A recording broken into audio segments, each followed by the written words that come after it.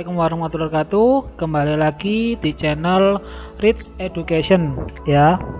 Pada kesempatan kali ini kita akan mempelajari tentang mengenai bagaimana pemahaman dari metode perpektual dan metode periodik terkait dengan biaya perolehan dalam pencatatannya, ya kan.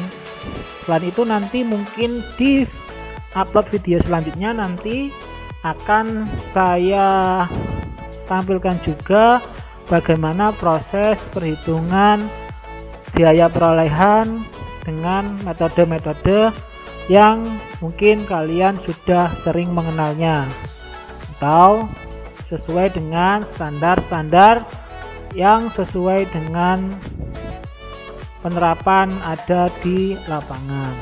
Oke, jadi langsung saja kita ke materi. Nah, metode perpektual versus metode periodik pada perusahaan dagang. Nah, pemahaman ini saya sampaikan dengan catatan di mana kalian sudah mempelajari, artinya kalian sudah belajar bagaimana pencatatan jurnal dalam perusahaan dagang. Di sini saya ingin memantapkan pengetahuan kalian terkait poin-poin penting atau pemahaman penting tentang metode perpektual dan metode periodik pada perusahaan dagang. Jangan sampai kalian tidak mengetahui dasar penyusunan kenapa ada metode periodik, kenapa ada metode perpektual dalam proses pencatatannya. Penggunaan metode perpektual dengan penggunaan metode periodik itu adalah dua penggunaan metode yang sering digunakan dalam penjurnalan perusahaan dagang. Itu pun juga ditentukan dengan aspek yang berbeda-beda. Nah, di sini rangkuman materinya, di sini ada 3 poin penting, baik itu metode perpektual ataupun metode periodik. Nah, yang pertama adalah metode perpektual. Di sini persediaan dicatat dan dihitung secara detail, baik waktu dibeli maupun waktu dijual. Kemudian, yang poin penting selanjutnya, harga pokok dari barang dagangan yang dijual ditentukan setiap kali penjualan terjadi. Yang ketiga, cocok untuk perusahaan yang memiliki frekuensi transaksi yang tidak terlalu tinggi tetapi nilai transaksinya besar, dengan perubahan harga persediaan yang relatif fluktuatif. Jadi di sini bisa dikatakan ada 3 poin penting mengenai metode perpektual. Kita lihat dulu metode periodik. Di sini ada 3 juga ya. Di sini ada 3 juga. Di sini metode periodik ada 3 juga ya kan.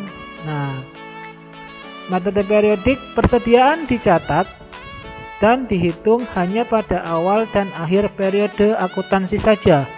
Bisa setiap bulan atau tahun untuk menentukan harga pokok penjualannya. Paling banyak, yang poin kedua, paling banyak dipakai oleh perusahaan yang frekuensi transaksinya tinggi dengan harga pembelian persediaan yang relatif tetap. Yang ketiga, perhitungan berdasarkan pada fisik persediaan.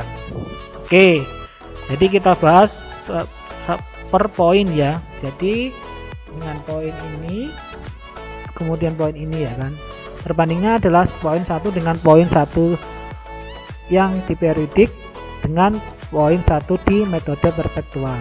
Di sini dilihat persediaan dicatat dan dihitung secara detail, baik pada waktu beli maupun dijual.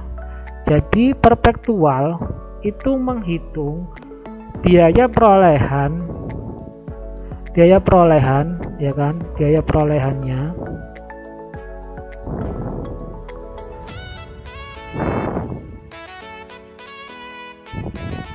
biaya perolehan itu setiap waktu di mana nanti akan ketemu HPP secara langsung pada proses penjurnalannya. Nah, ini mungkin sudah kalian ketahui ketika kalian diberikan oleh guru kalian atau oleh pengajar kalian rumus-rumus tentang bagaimana persediaan perpektual itu dicatat. Sedangkan kalau metode periodik itu berbeda, di mana dia langsung mencatat penjualan atau pembelian barang itu tanpa adanya HPP. Jadi tanpa adanya HPP, dia tidak memakai HPP, tapi langsung terjadi penjualan berapa, pembelian berapa, kemudian kasnya berapa. Ataupun kalau utangnya berapa, kalau misalkan dapat pendapatan, piutangnya berapa. Itu adalah kalau menggunakan metode periodik. Tapi kalau perpektual itu pasti dalam setiap transaksinya itu akan memunculkan adanya harga pokok penjualan. Ya, oke, coba kita lihat contohnya ya. Nah, di sini ada contoh bagaimana salah satu bunyi transaksi dengan metode pencatatan periodik dan menggunakan metode pencatatan perpektual. Di sini bisa kalian lihat di mana sama-sama di sini adalah sebuah transaksi penjualan. Baik ini penjualan 10 Juli, juga ini juga transaksi penjualan 10 Juli. Nah, di sini pun juga tertera ada namanya syarat pembayaran atau syarat pembayaran penjualan. Nah, seperti yang mungkin kalian sudah saya bilang di awal, di mana saya di sini adalah ingin menambahkan pemahaman kalian terkait pencatatan atau perbedaan dari akuntansi periodik dan perpektual. Kemudian yang dikaitkan dengan biaya perolehan itu adalah di sini teman-teman, di mana dua contoh soal ini sudah jelas pasti menunjukkan perbedaan, di mana yang satu itu kalau kalian lihat di sini, yang satu itu ada harga pokok penjualan soalnya, ya kan? Yang satu tidak ada. Sudah pasti di sini kalau soal seperti ini maka sudah bisa digolongkan. Metode pencatatan jika ada seperti ini adalah dia akan masuk ke dalam akuntansi pencatatan perpektual. Dengan catatan dalam soal ini sudah diketahui HPP-nya. Padahal mungkin kalau misalkan kalian yang dulu pernah belajar, mungkin kalian tidak tahu HPP itu dari mana. HPP itu adalah harga pokok penjualan atau beban pokok penjualan, atau bisa dibahasakan lebih mudah lagi adalah harga di mana kalian mendapatkan produk tersebut. Kalian kulaan itu pakai harga pokok penjualan itu. Nah, sudah pasti di sini kalau misalkan ada perbedaan soal di sini, maka jurnalnya pun juga akan berbeda. Nah, jurnal antara metode pencatatan akuntansi periodik dengan perpektual ini adalah perbedaannya seperti ini, teman-teman. Dimana bisa kalian lihat di sini, kalau menggunakan metode periodik, maka kalian langsung menghitungnya dengan jurnal biasa, dimana ada piutang usaha yang bertambah, pastinya ada di debit 7.500.000 sama penjualan 7.500.000. Untuk yang perpektual sebenarnya sama, tapi di sini karena perpektual seperti tadi dalam slide sebelumnya dikatakan bahwa itu lebih mendetail karena setiap transaksi itu ada harga pokok penjualannya atau harga pokok kita kulaannya itu berapa, atau kita memperoleh barang dagang itu berapa belinya, kemudian kita menjualnya itu berapa. Nah, maka kan memang akan lebih di sini akan lebih kelihatan jelas, itu kan pasti akan lebih jelasnya di metode pencatatan akuntansi perpetual. Tapi mungkin di sini itu akan memberikan dampak baik dan buruk, dimana seperti yang tadi saya jelaskan di slide yang sebelumnya di sini bahwa metode periodik itu akan cocok dipakai untuk perusahaan yang memiliki frekuensi transaksi yang tidak terlalu tinggi. Ya, artinya dia tidak memiliki frekuensi terjadinya penjualan atau pembelian barang yang tinggi. Loh Pak, kenapa kok seperti itu? Ya seperti tadi, kalau kalian lihat perhitungannya tadi, jika frekuensinya tinggi, ya kan, ini bisa dilihat. Nah, jika frekuensinya tinggi, kalau menggunakan akuntansi perpetual itu akan memberikan waktu yang sangat lama, artinya akan membutuhkan waktu lama dalam proses pencatatannya. Itu akan lebih efisien jika menggunakan metode pencatatan akuntansi secara periodik, di mana perhitungan harga pokok penjualannya itu ada di belakang, bukan pada saat pertransaksinya terjadi. Karena memang ini memang seakan-akan di soal ini ya kan, kalau misalkan kalian lihat ya, saya hapus dulu biar jelas.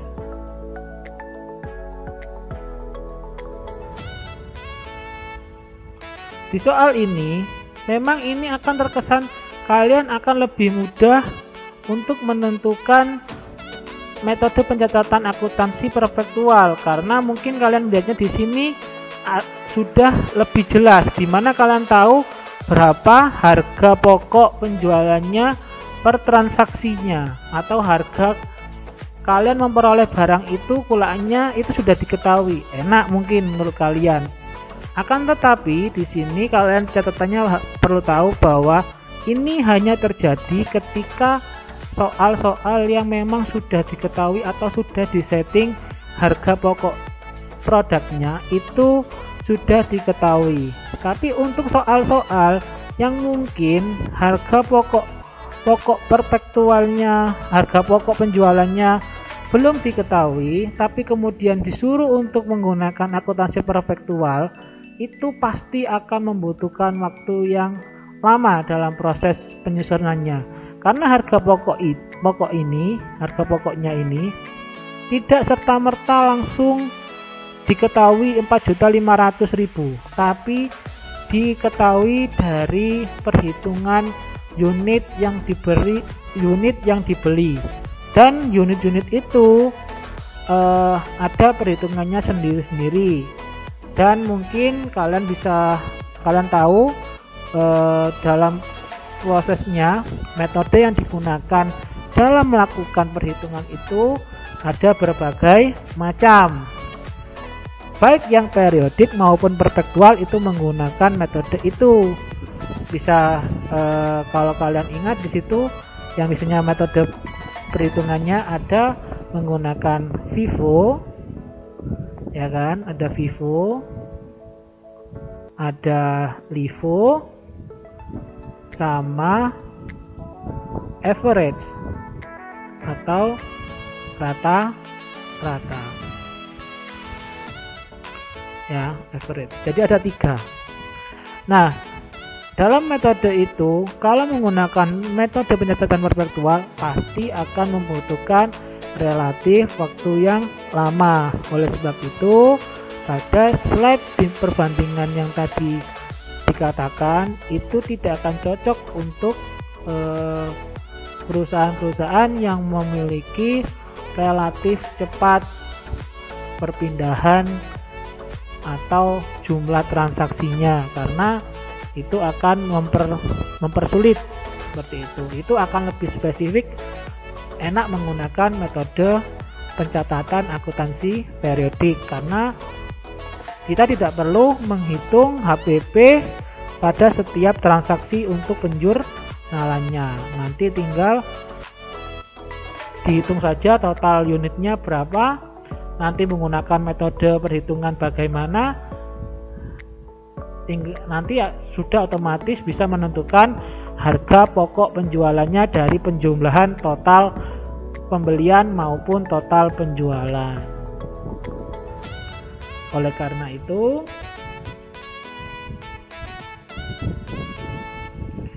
di sini kalau misalkan kalian lihat, metode periodik adalah metode yang paling banyak dipakai oleh perusahaan, di mana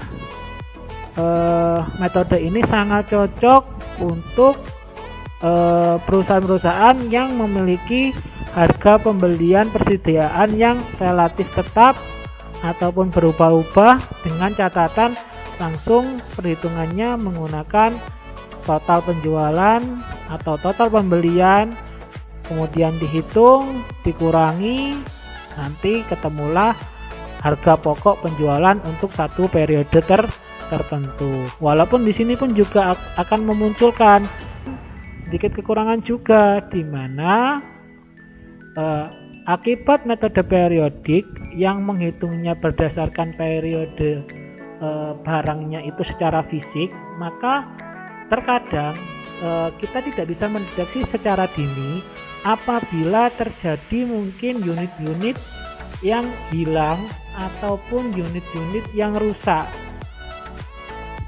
Deteksi dininya tidak bisa, karena kita akan menunggu tahunnya persediaan itu rusak, hilang, itu ketika adanya perhitungan atau stock of name mungkin ya dalam perusahaan pada saat periode itu akan dihitung, bisa setiap bulan atau tahunan. Jadi itulah kelemahan jika menggunakan metode pencatatan periodik. Oke ya, mungkin sampai di sini dulu untuk pemahaman mengenai metode pencatatan akuntansi periodik, baik itu kelemahan, kelebihan terhadap metode pencatatan akuntansi perpektual. Untuk video selanjutnya mungkin bisa kalian simak lagi nanti proses perhitungan biaya perolehan, di mana harga pokok penjualan seperti yang saya bilang tadi itu tidak selalu serta-merta muncul, tapi berasal dari adanya biaya perolehan yang sudah dihitung oleh perusahaan. Oke, sekian dulu, semoga bermanfaat. Wassalamualaikum warahmatullahi wabarakatuh. Terima kasih telah menonton. Jangan lupa jika ini bermanfaat bisa di subscribe, kemudian silakan komentar untuk video selanjutnya. Terima kasih.